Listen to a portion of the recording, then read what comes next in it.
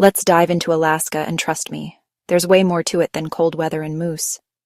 In just 3 minutes, I'm packing in the wildest facts about its history and what's happening there right now. Ready? Let's go. First off, Alaska wasn't always part of the US. In fact, it was Russian territory until 1867, when America bought it for just $7.2 million. That's basically 2 cents an acre. At the time, people called it Seward's Folly, thinking it was just a giant, icy wasteland. But that folly turned out to be a gold mine, literally. The gold rush in the late 1800s brought thousands flocking to places like Nome and Fairbanks, and suddenly everyone was paying attention. Statehood, though, took a while. Alaska officially became the 49th state in 1959, and it's massive. Twice the size of Texas, with more coastline than all the other U.S. states combined. But here's the twist. Despite its size, Alaska has fewer people than the city of San Francisco. Most Alaskans live in just 3 cities: Anchorage, Fairbanks, and Juneau, the capital you can't drive to. That's right, you can only get there by boat or plane.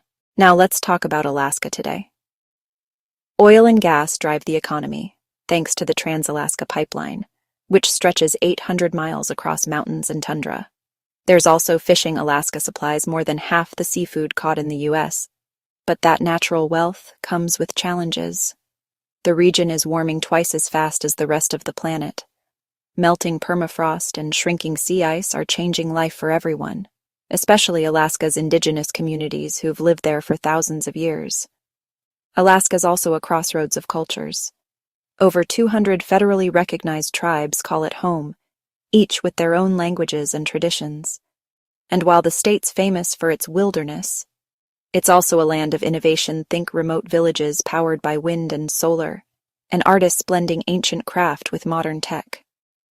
So, next time you picture Alaska, don't just think cold and remote. Think gold rushes, resilience, and a place that's always redefining what it means to be wild. That's Alaska, past, present, and always surprising. Let me know if you want a deep dive into any of these topics.